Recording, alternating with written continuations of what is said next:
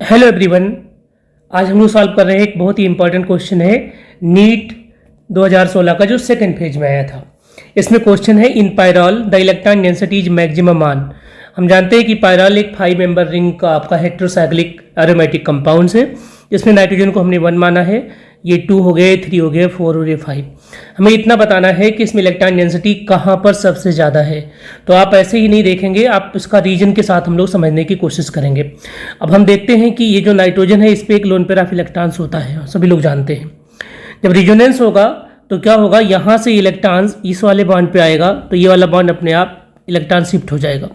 जब ये शिफ्ट इधर होगा तो हम जानते हैं कि इस वाले बॉन्ड के साथ तो कोई इंटरफेयर नहीं होगा, लेकिन यहाँ से इलेक्ट्रॉन जाने की वजह से यहाँ पर एक डबल बॉन्ड आ जाएगा इसके बीच में, और यहाँ पर आ जाएगा एक नेगेटिव चार्ज।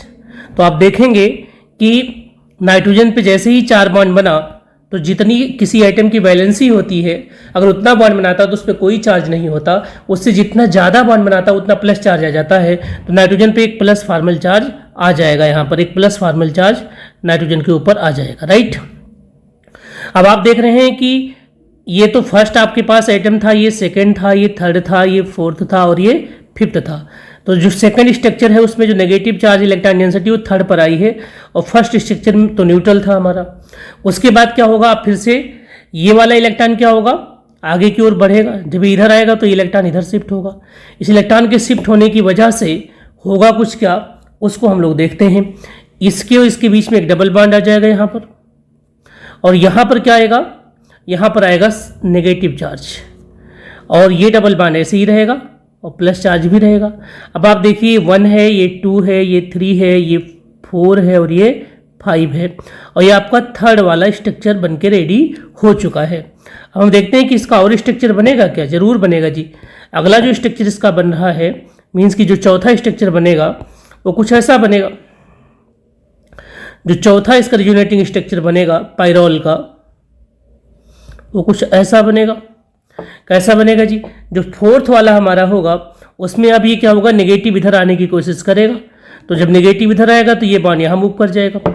इसके मूव करते ही यहाँ पर आ जाएगा आपका डबल बॉन्ड, यहाँ डबल बॉन्ड आएगा और नेगेटिव चार्ज यहाँ पर आ जाएगा। एक डबल बॉन्ड ऑलरेडी यहाँ पर था, तो ये आपका हो गया फोर्थ स्ट्रक्चर। क्या हो गया, फोर्थ स्ट्रक्चर्स। अब फोर्थ स्ट्रक्चर में नंबरिंग कर लीजिए, तो ये 1 है आपका, ये 2 है, ये 3 है, ये 4 है और ये क्या है जी, 5 है। उसके बाद आता है अगला स्ट्रक्चर हमारा, इसका स्ट्रक्चर 5। अब स्ट्रक्चर 5 कैसे होगा उसको हम लोगों को देखना है एक्चुअली में। अभी भी यहाँ पे एक प्लस फॉर्मल चार्ज तो रहेगा ही रहेगा, एक प्लस फॉर्मल चार्ज यहाँ पर रहेगा नाइट्रोजन के ऊपर, क्योंकि इसने 4 बॉन्ड अभी भी बनाए हैं। अब क्या करना है हमें, अब मूवमेंट किस तरीके से होगा उसको देखना सबसे इंपॉर्टेंट है। तो देखिए क्या होगा, ये जो नेगेटिव चार्ज है इसे हम आगे की ओर बढ़ाएंगे।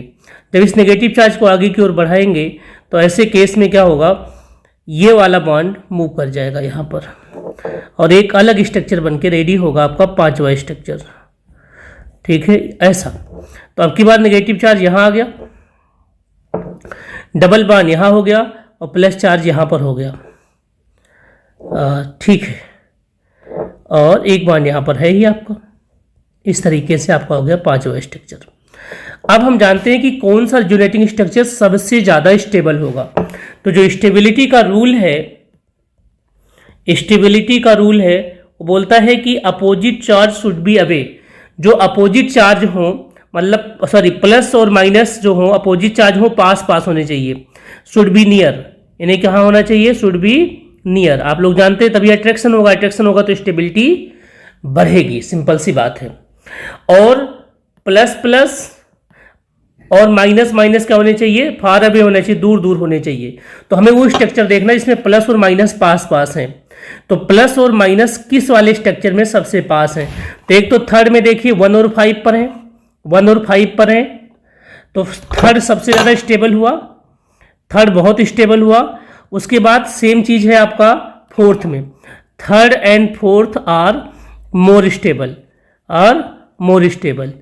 अगर थर्ड और फोर्थ सबसे स्टेबल इन पांचों में, तो थर्ड और फोर्थ में नेगेटिव चार्ज देख लीजिए। तो नेगेटिव चार्ज थर्ड और फोर्थ में कहाँ पर, एक में तो सेकंड पर है, फोर्थ में, और एक में कहाँ पर है, 5 पे। तो इसका मतलब सेकंड एंड 5 पे क्या होगा, इलेक्ट्रॉन नेगेटिव चार्ज ज़्यादा है, तो ये डेंसिटी भी क्या होगी, वहीं पर मैक्सिमम होगी।